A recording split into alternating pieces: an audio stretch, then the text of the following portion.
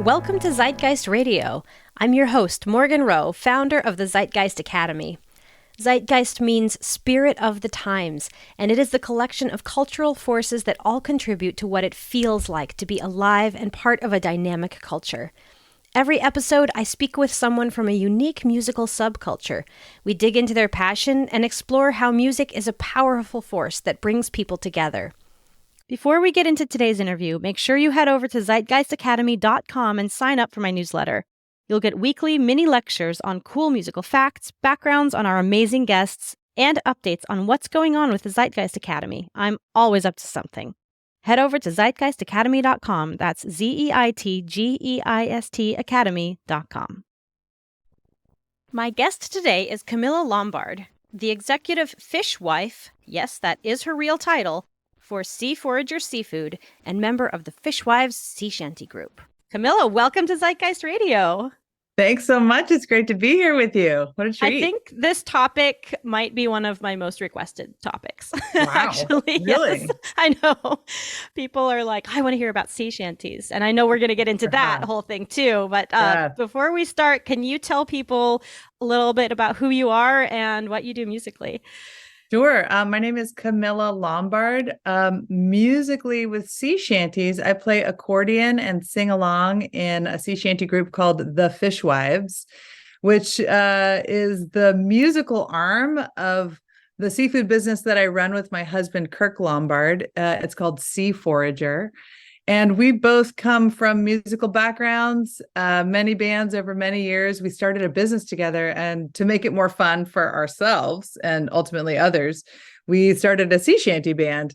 So it's thematic, it's fun, it's also irreverent. And musically, I'm also in another band called Finian's Call here in Half Moon Bay.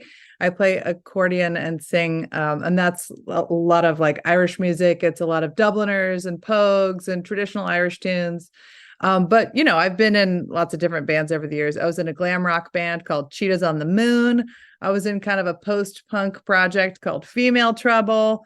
I was in an all-girl honky-tonk band called the Horseshoes with a W, and the Runaway Truck Tramps, and like various pickup bands and, you know, various iterations throughout my life. I just love playing music. You can find me around campfires and with your busking. accordion. I mean, I went from being a piano player to an accordion player pretty much just because I wanted to move around and I didn't want to be stuck behind a piano.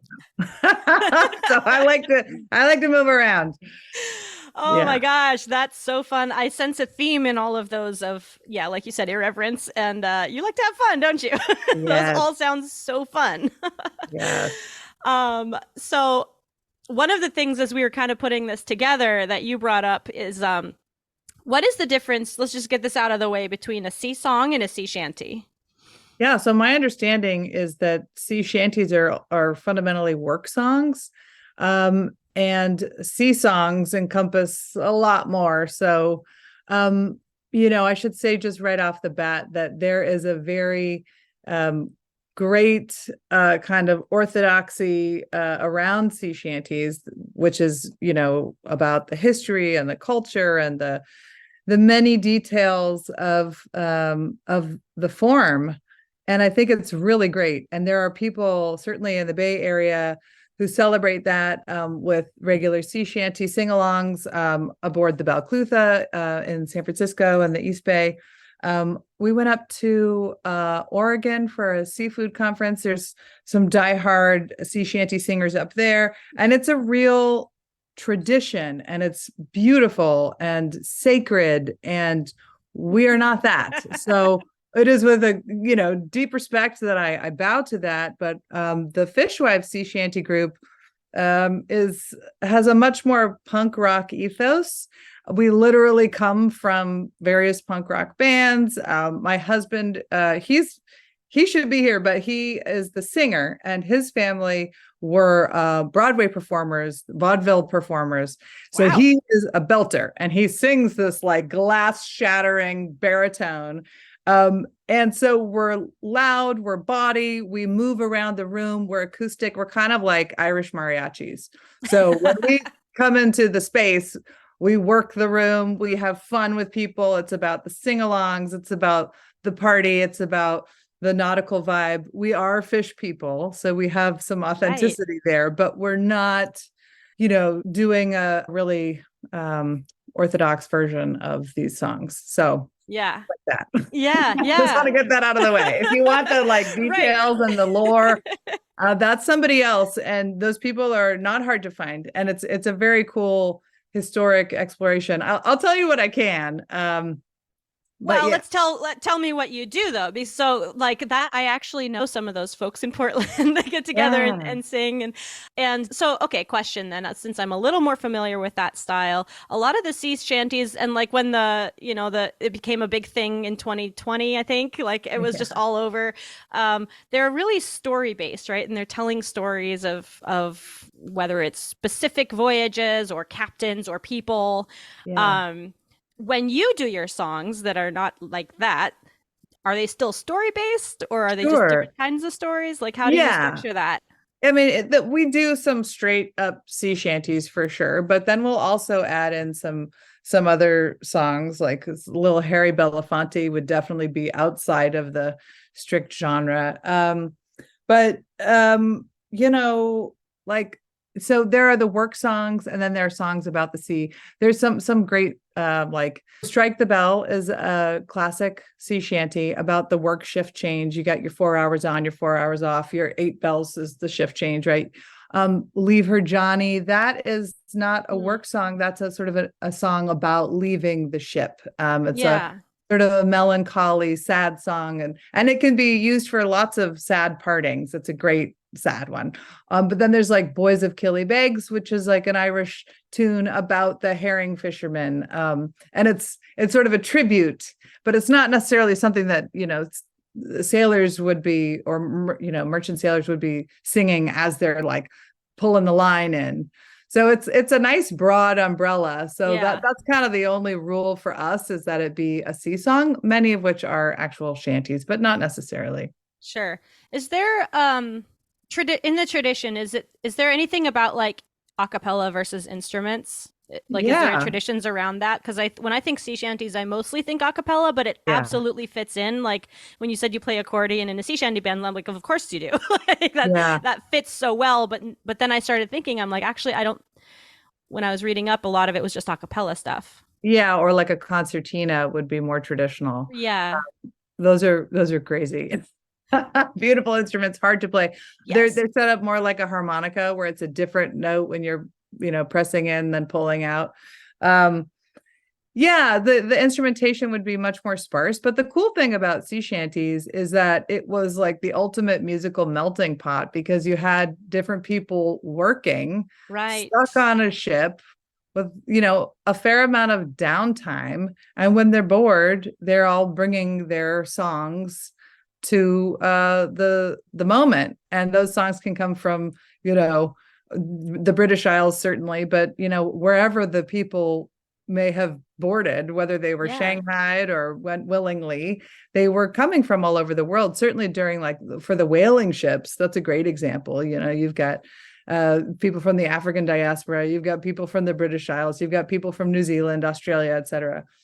And when they're singing, they're in their free time. It's not necessarily like, let's do the work song. It can just be like songs from their childhood, or songs from their culture, what their songs. So, and then it all gets mixed around in the pot. And the best kind of instruments, I think, on a ship would be small ones. So like the tin whistle and the concertina, clapping, hands, vocals. Yeah. But of course, here we are, landed people trying to do our tribute. And so our lineup in the Fishwives is accordion, acoustic guitar, upright bass on a wheel. So he wheels around. I was gonna ask. I saw photos. I'm like, how? Yeah, he's got a wheel on that bad boy, and he also comes from punk rock and rockabilly. So he's slapping the bass. It's really fun. It's very performative. And then of course my husband sings, but he also plays harmonica. He's a great harmonica player. So that's our iteration. Yeah. A lot of fun. Yeah. Tell me about some places you perform because again, I looked you guys up and there's all kinds of backgrounds. You're on boats, you're in Yeah. front of people. Like where do you guys perform? We joke about that this band gets the weirdest gigs. I mean, we play like, of course, aquariums and sort of ocean themed festivals. We played the Herring Festival for many years. The Bay Parade, which is like boats and kayaks and swimmers and stand-up paddleboards, and we'll be on a boat, serenading them. But we also played like a glacier in Alaska. That was What? probably my favorite. How Yeah. did So that come about? Tell me about that. we went to Alaska for a sustainable seafood conference, the local catch conference, which was awesome. And then we said, well, would you like some entertainment during the performance? And they're like, sure. So we got our band to come along. And then our band, the one of the wives of the Fishwives said, we have to go to this glacier. It's amazing, the Matanuska Glacier. And so we had our instruments in the van. We did this amazing glacier tour. And then I was like, come on, we got to serenade the glacier. Like this is, even though the perfect sound of the glacier is truly silence. I was like, we got to do this. Is a once in a lifetime moment. So we pulled our instruments out after the tour and we played a song and the acoustics were insane, right? Because it's water. The acoustics were amazing, and the mood. Were you inside the glacier? Where were you? We're just standing outside, like looking up at this glacier. Wow. I sent you a photo, and then of course some other people on the next tour start crowding around, and then we played some more jaunty tunes, and it ended up being like a fun little, like spontaneous party. So that was amazing, and then that night on our way to the gig we're like, oh, let's stop in the dive bar, so and so knows somebody who knows somebody at the bar, so we go into this like hard Alaskan bar. We look at each other, we're like, these people don't want sea shanties, they want to be left alone, but we like a good challenge, and so we drank some whiskey and we commenced to playing and we had the room, and it was really, really fun, and everybody smiled and clapped along. And the great thing about sea shanties, of course, I should say, is the call and response nature makes it great for sing-alongs. So we can get people in, we can get them participating, so it's not just this kind of voyeuristic experience. They are part of the party. It's a living organism. Yes. It's really fun. Yes. We also did a gig where we literally jumped out of a dumpster. Our friend, okay, why? our friend in San Francisco, Chicken John, was doing this elaborate tour of like surprise things, and so he had this like group 10 people, and they would walk from place to place, and then he's standing outside of the dumpster and he's like, you guys need to jump out of the dumpster and start singing. So we did, and we just like and we joked that it's all up from there. But yeah, no, beaches, wooden boat yards. There's a great wooden boat building place in Sausalito, where we've done a couple parties, a 90th birthday party for an old sailor. We did a wedding. We've played underground bars in North Beach, San Francisco. We played our kids' preschools, bookstores, knife shops. We played for river otters. It's like on and on. Yeah. That's amazing. So you perform a lot.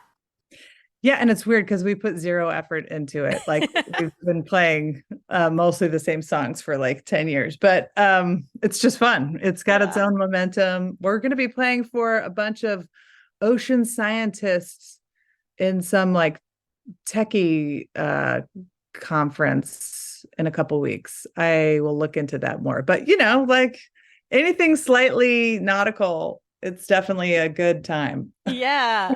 That's and even not nautical, like in a dumpster, it's still a good time because it's unexpected. I love the surprise bit like that. I would be surprised. You would be surprised. Sea shanty band jumps out of a dumpster and the accordion player was like 8 months pregnant. Yeah.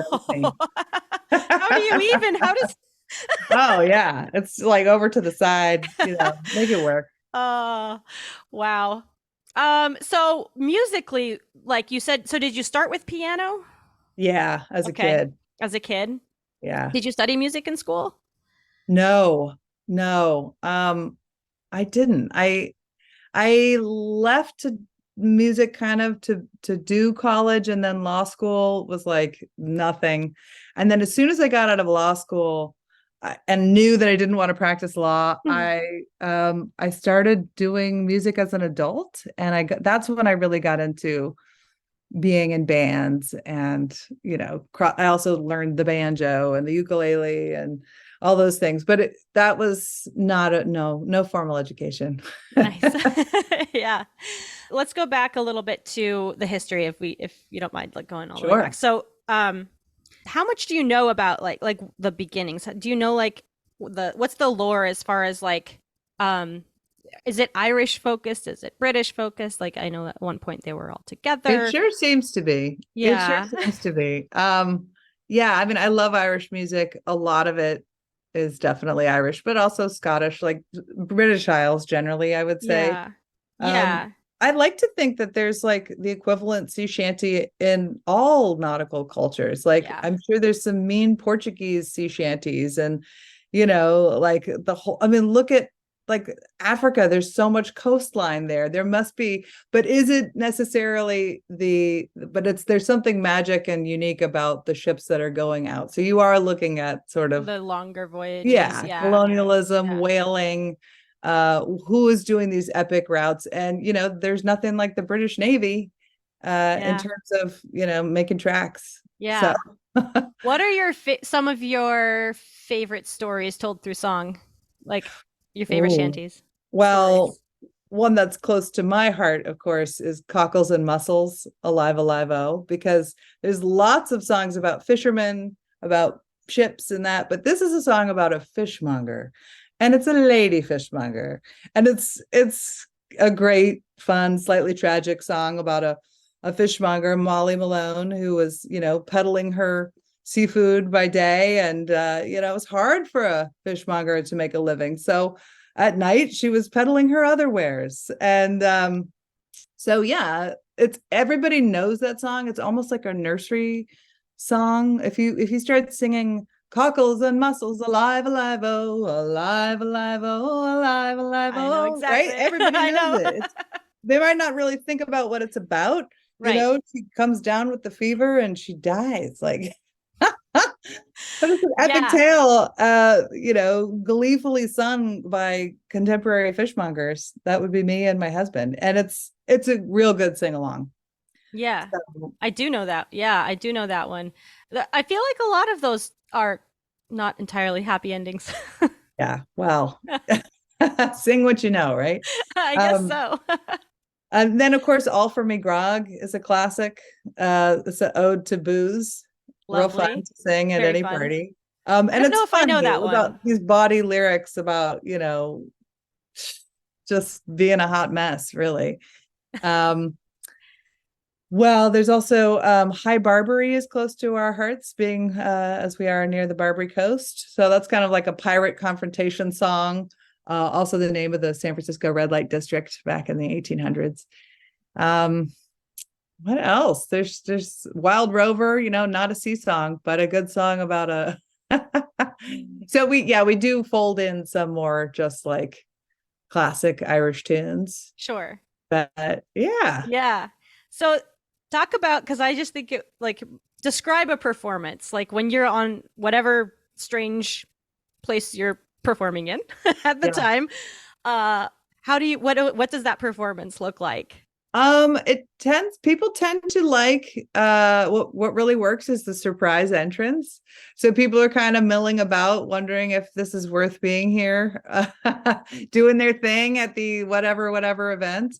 And then, bam, in we come, like truly like roving mariachis. And we move from table to table, we work the whole room, and we engage people, and it's fun. And it's my husband will often end up like on his back on the floor, everybody, or on the back of the bass player, hitting the high note. So it's fun and it's interactive. And because we're acoustic and we're not plugged in on a stage standing still, we can just have a lot more fun. It's kind of about breaking the barrier between the audience and the performer. So yeah. I Yeah. looked up some videos of you guys performing and it looks very fun. It looks very interactive.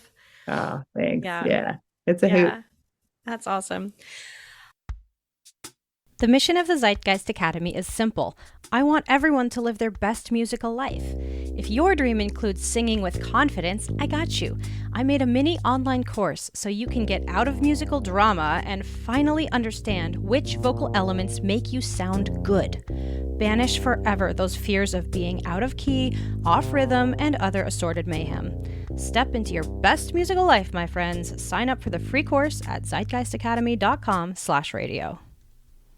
How did you get into this? Because some of the other bands that you mentioned are very, very different. Like Yeah. punk, very different.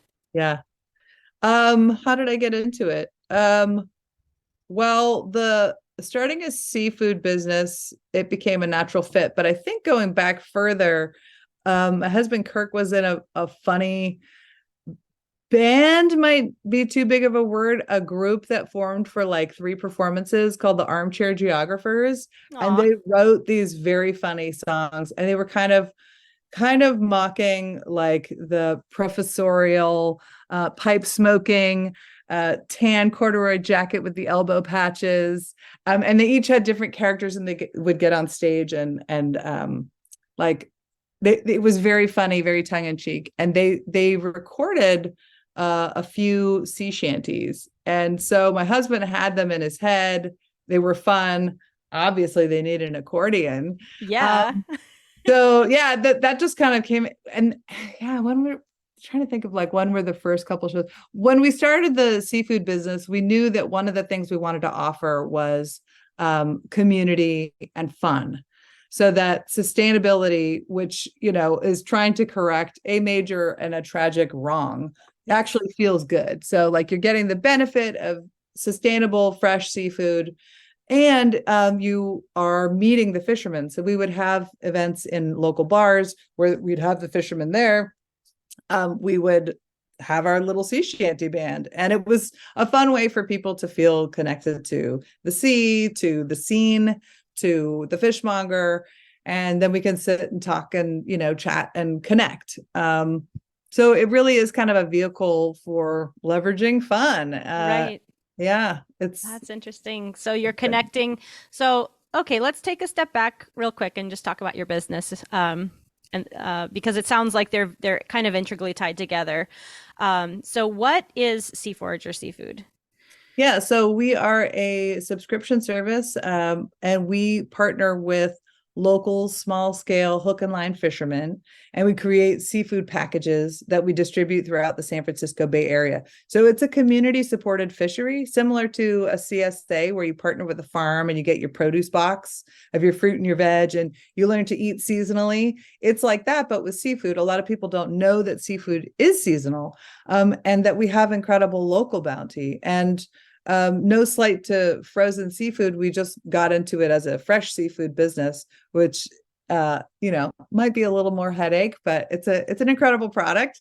So we're rushing around creating sustainable seafood packages. So the members sign up for a minimum of 4 deliveries, so they can get a sampling of the season, and they get information about the fish, who caught it, the name of the vessel, the captain, the gear type, why the gear type matters, where it was caught, prep tips, recipes, and then just like information about the fishery, the health of the fishery. So it's a great kind of eye into an industry that is incredibly fraught. And the big problem with seafood is transparency. So we're essentially offering transparency. You know everything about where your fish came from. We're shortening the chain between the fisherman and the home chef. Sea Forager just turned 10. And the other thing that we do is Kirk leads coastal fishing and foraging walking tours. So like ultimately the most sustainable seafood is the kind you catch yourself. So he will teach you how to do that. And if you're working all week and you don't have time to go out and catch your supper, you can sign up for Sea Forager and enjoy it, because basically the responsibility of the home cook to ask the right questions and get the right answer. It's so great that they essentially outsourced to us. I mean, I will go to a restaurant or a fish market and say, "Oh, yeah, what is the fish of the day?" I'm just curious, Right. And they're like, "It's cod," Right. We which have is the a cod. total That's nonsense true. answer. There's like, it's probably not cod. If it is, like, what Oh kind of man. cod? Like, there's cods that are called cods and they're not cods, and there's cods that are not. It's like there's so much um bullshit in the industry, and there's so many. Your fish goes through so many hands that to shorten the chain is really quite a profound thing. And yeah, so we also, like I said, try to make it fun. So I was And gonna say that sounds so important, so needed, so serious. yes, And then here's this raunchy Fishwives band yeah, on top of that. exactly. That's like, I think that's what we need. Like, Yeah, it's got did to you feel need it good to do the personally right and thing. that's why you did it? Is like I need this because this is so depressing or like so much it's just so Yeah, much like that yeah. and then here it is.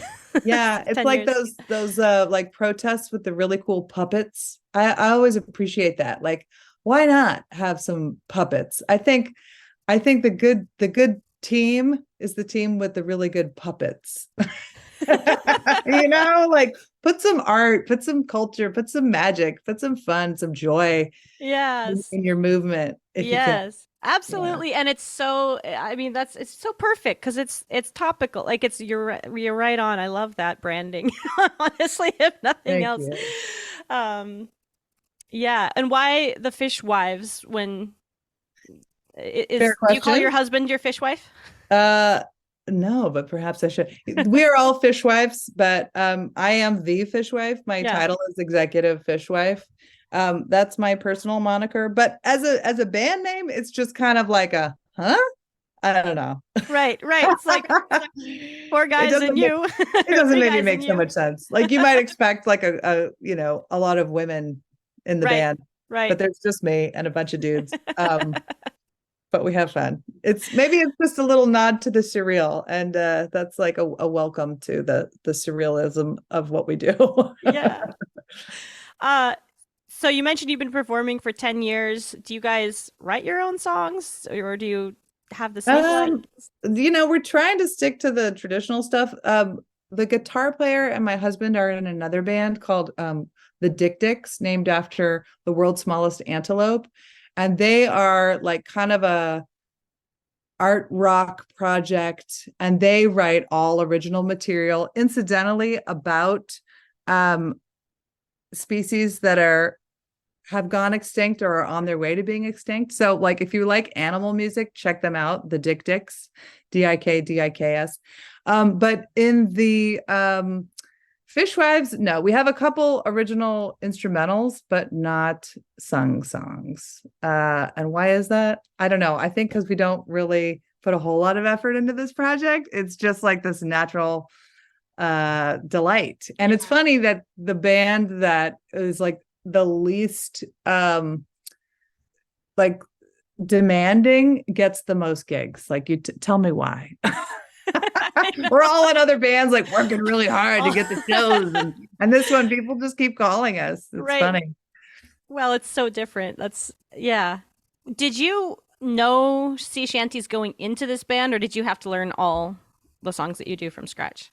Some of them are just kind of like, you kind of know them as part of, I don't know, it's in your DNA, it's in the sort of cultural soup that you don't consciously know. um I certainly learned more. Yeah, but some are like, oh yeah, I mean, obviously there's What Do We Do with a Drunken Sailor, Right. which we try not to do, I but imagine from time to yes. time you Is that gotta. your biggest request? That's kind of like the free bird up there, Yeah. but okay. But then there's some fun ones. Yeah, no, yes, I have learned more. But I also, like I said, I genuinely love Irish music and play a lot of it in my other band.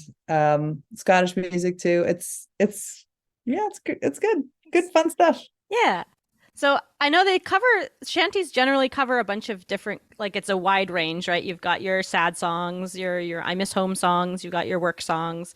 Is there like a Drinking genre that you're songs. So particularly many drawn drinking songs. towards? So many drinkings, yes. Can't forget that. Is there a topic that you're particularly drawn towards or that you really like love to perform? What's your favorite song to perform? Oh, probably it is the drinking songs. I mean, All for Me Grog is just fun. It's silly. It's body. It's a sing along. Yeah. So I would say that. But there's another great, really, really sad song called The Fisherman's Song. The first recording, I don't know if it was written by them or I just know them. Silly Wizard, a Scottish sort of trad band. And it's about a woman who goes down to the sea and she curses the sea because it took her man and it made her children fatherless, and it's sort of a an ode to all the women historically in the fishing community who do lose their husbands and who are raising children without fathers, and it's fucking sad. And it's musically it's really just it's beautiful. They nailed it, and it's haunting and ethereal, and that's a great song. But if you're moving through the room, Get Up Jack John is a great song. What's that one about? It's about a sailor who drinks too much and goes to like makes his money and buys some girl a gown, and he's making his way through his travels, and that's the one where Kirk often ends up on the ground with his uh arms and legs in the air, and we're dancing around him, and it's a lot of fun. You're like, get up. Yeah. Oh, I gotta know, just okay, have there been incidents with the upright bass on a wheel? um Incidents, there was the trip to Alaska where he left his wheel in the car and he went first, and so he texted us from Alaska. He's like, dude, can you get my wheel from the front seat of the car in the airport parking lot? That would be the incident. Oh. And yes, we did. Yes, because you're not going to haul a bass up a glacier without a Yeah, wheel. no, that thing is great. So he He's knows what he's doing as far as I just picture that leading to, he runs into something or he goes down a stair or something Yeah, happening no, with that. he's a skilled maneuverer. His name is Nick Mitchell. I should say the guitar player is Carrie Kirk. My husband is Kirk Lombard, and I'm Camilla Lombard, and we are the We Fishwives. And are I the wish fish. we could all play for you right now, but alas. Well, I'll put links to some of your videos that you sent me as well as the Sea Forager in the show notes, so people can definitely please go check them out. Awesome. Thank you. Yeah. So any gigs coming up? Yeah, there's that private event for the ocean scientists at some tech company in San Francisco in a couple weeks, and that's all we have on the books for now. We just celebrated Sea Forager's 10th anniversary. So we had Congratulations. a great party. Thank you. At one of our pickup locations and neighborhood partners called Table Wine in Pacifica. And that was fun. They did champagne tastings. We were opening oysters, and we had a lot of fun with the Fishwives moving around in that wine bar. Yeah. That sounds very fun. What went through your head when in 2020 all of a sudden sea shanties were like hitting the top 10 charts? Like that was kind of Yeah. weird, right? I thought it was a weird time. Finally, But finally, they're catching on. Sea shanties are the new pop music. Woo! the the new it's like talk about a resurgence. I thought the QR code had a resurgence. I loved how everybody came out from different milieus to participate in a catchy tune. Yeah, Yeah, good music is good music. it's Doesn't true. matter what category it's in.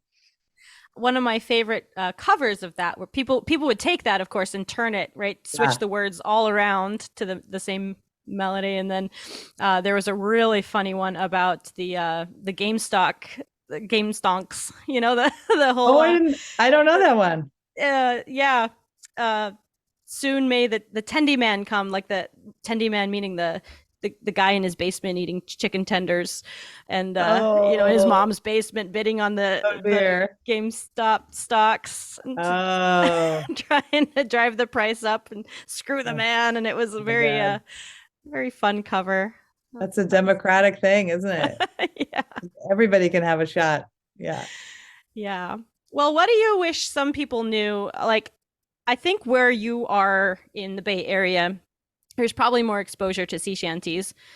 Growing up in Montana, there were no sea shanties out. It was not a culture Wow. out there. There's no Sure. ocean. It's about as far from the ocean as you can get, right? So, Yeah. um, what are some things that you wish people knew, or like if someone is like learning, or they walk into a bar and there's a pub sing happening and they're singing some sea shanties, like what do you wish people knew about that, or like what would you tell someone who doesn't know anything like I did several years ago? I knew nothing about any of it. What would you Gosh. say to that person? Oh, enjoy it. It's when you paint that picture of like walking into a space where people are singing sea shanties, honestly, so many of those scenes are really quite serious and somber.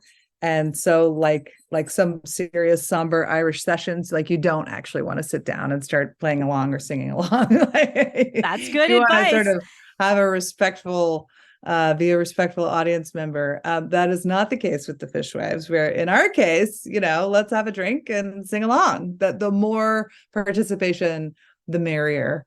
But yeah, I guess read the room.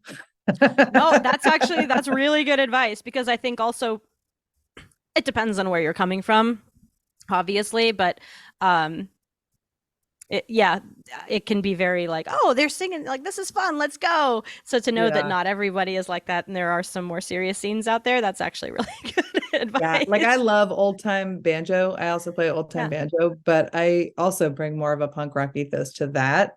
And a lot of old time banjo sessions are incredibly serious, and there are a lot of rules. And if you're not playing by the rules, they don't want you there. God forbid you bring an accordion to an old time session. But anyway, I have a lot of musical friends who like to break a lot of musical rules, so we have our own fun. It's okay. Yeah, you seem like you have a lot of fun. So, my last question, I ask everybody this. Um, do you know what zeitgeist means? Yes, it's a very popular biker bar in San Francisco. Oh, wow. I gotta go No, there. I do know the meaning. Yeah, it's a fantastic bar. I highly recommend it. That's funny. Um, Also a little serious. No, yes, zeitgeist, spirit of the time, right? Yeah. Yes, exactly. So there's this moment I call a zeitgeist moment, specifically with music, where because like the zeitgeist is like everything that's happening around you. You know, you feel it. It's a feeling. Um, and when you're playing music, or you're involved with music in some way, um, every once in a while you have that moment and you just plug into like there's this whole feeling that is generated, whether it's of the times broadly or the moment that you're in, like the scene you're in right now. Mm. What was a just kind of that moment where everything clicks and you feel part of something bigger than yourself? What was a zeitgeist moment for you, either recently or a particularly memorable one where you felt that way? Yeah, I think the serenading the glacier was a big one. That was true magic. Um, and I think, playing outdoors is really conducive to that, but also in a place where people are relaxed enough to receive and become a part of the musical experience. So it can also be in a sweaty, dark, crowded bar where people feel like they can surrender to the moment, and and be swept up in that. So that also, as great as the glacier was, I think it can happen anywhere. Um, but people need to feel relaxed. So when we've played kind of like stuffy conferences, and that's really not conducive. But we also do a lot of yacht clubs. So we can, blow through a yacht club, and yeah, but really anywhere where people can be relaxed and receive what we're offering. But yeah, I know exactly what you mean. It's a heightened state. Yes. Uh, Yeah, yeah, and I know where I feel it, and I'm always so interested, like where do other people feel that? Because it's different for everybody where they yeah. connect with that. Music, I mean, in any kind of band, that moment is so interesting. Like, and there's so many different factors. Yeah. I played an Irish wake last weekend, and it was about the memorial. And so the band was playing, and I think it was good ambiance.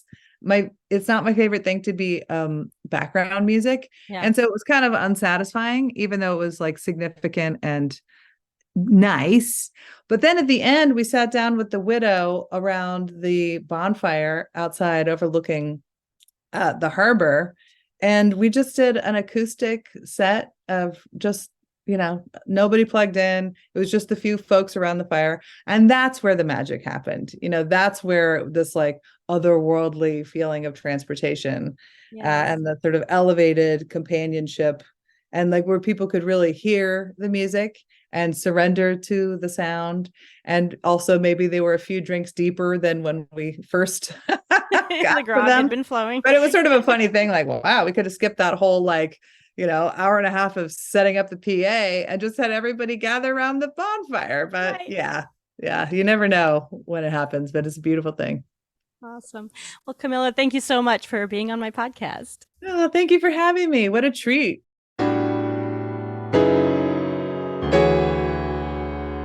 Thanks for tuning in to this episode of Zeitgeist Radio. To uplevel your musical journey and become a music student for life, join the Zeitgeist Academy by signing up for my bi-weekly newsletter. You'll get exclusive content, blog posts, and behind-the-scenes insights. I love putting it together, and you'll love reading it. Head over to zeitgeistacademy.com/radio. That's ZEITGEIST academy.com/radio. Music for this episode was created by Ian Boswell. Please hit that subscribe button and tell all your friends you found a cool new podcast. See you next time.